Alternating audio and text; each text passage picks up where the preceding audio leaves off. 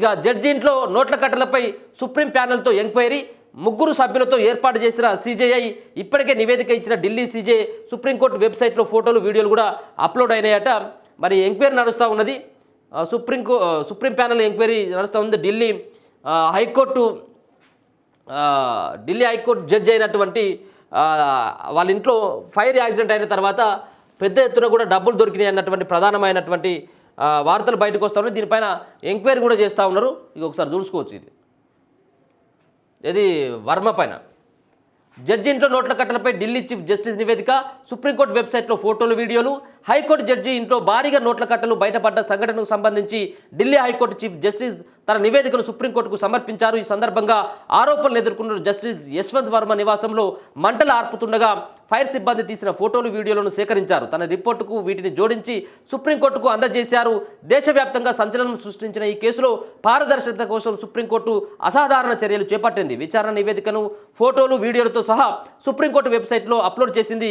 కాగా Delhi high court CJ తయారు చేసిన ఈ రిపోర్టులో జస్టిస్ యశ్వంత్ వర్మ వాంగ్మూలం కూడా ఉంది. అయితే ఈ వీడియోలో కనిపిస్తున్న నోట్ల కట్టలు తన ఇంట్లోవి కావని, అగ్ని ప్రమాదం జరిగిన స్థలంలో కరెన్సీ కట్టలు కనిపించలేదని జస్టిస్ వర్మ అన్నారు.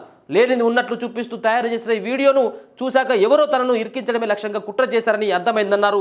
మరోవైపు సుప్రీంకోర్టు కూడా ఈ వ్యవహారంపై సమగ్ర నిష్పక్షపాత దర్యాప్తు కోసం 3 సభ్యులతో ఓ ప్యానెల్ ఏర్పాటు చేసింది. ఈ కమిటీలో పంజాబ్, హర్యానా హైకోర్టు ప్రధాన న్యాయమూర్తి జస్టిస్ షీల్ నాగు, హిమాచల్ ప్రదేశ్ హైకోర్టు ప్రధాన న్యాయమూర్తి జస్టిస్ జిఎస్ సంధావాలియా, కర్ణాటక హైకోర్టు న్యాయమూర్తి జస్టిస్ అనుశివరామన్లకు చోటు కల్పించారు. జస్టిస్ వర్మపై గతంలో సిబిఐ కేసు జస్టిస్ యశ్వంత్ వర్మపై గతంలో సిబిఐ కేసు నమోదైందనే విషయాన్ని తాజాగా బయటకు వచ్చింది. 2018లో ఉత్తరప్రదేశ్లో జరిగిన బ్యాంకు లోన్ ఫ్రాడ్ కేసులో సిబిఐ ఆయనను నిందితుడిగా చేర్చింది. ఈయనను మరి కొత్తగా మనం, ఎందుకంటే జడ్జిలు కావచ్చు, న్యాయమూర్తుల పైన మనకు మాట్లాడేటువంటి హక్కు లేదు కాబట్టి మనం ఎక్కువగా మాట్లాడకూడదు. సో వాళ్ళు చేసినటువంటి దానిపైన ఎవరు కూడా సభ్య సమాజం అంతా కూడా తలదించుకునేలాగా, అంటే న్యాయం చెప్పేటువంటి న్యాయమూర్తులు సైతం కూడా మరి అన్యాయం చేస్తూ ఉన్నారు అన్నటువంటి భావన వ్యక్తం అవుతూ ఉన్నది. మరి నోట్ల కట్టలు ఉన్నాయా లేవా అనేది ప్రాథమిక విచారణలో తేల్చేటువంటి అవకాశం కనబడుతుంది. ఇప్పటికే ఒక వెబ్సైట్లో పెట్టడం జరిగింది. వెబ్సైట్లో కూడా ఆయన చేసినటువంటి వ్యవహారం పైన ఆ నోట్ల కట్టలు కనబడుతున్నటువంటి కావచ్చు, మిగతా సంబంధించిన అన్ని కూడా దాంట్లో వాళ్ళ యొక్క వెబ్సైట్లో అప్లోడ్ చేయడం జరిగింది. ఇదంతా కూడా కావాలని కుట్ర చేసి నన్ను ఏదో ఇరికిచ్చేటువంటి ప్రయత్నం చేస్తున్నారని చెప్పేసి తప్పించుకునేటువంటి ప్రయత్నం చేస్తున్నట్టుగానే కనబడుతూ ఉన్నది. సో మరి ఇంకా సామాన్యునికి ఇక న్యాయం ఎక్కడ దొరుకుతుంది అనేది మనం ఒకసారి ఆలోచించాలి.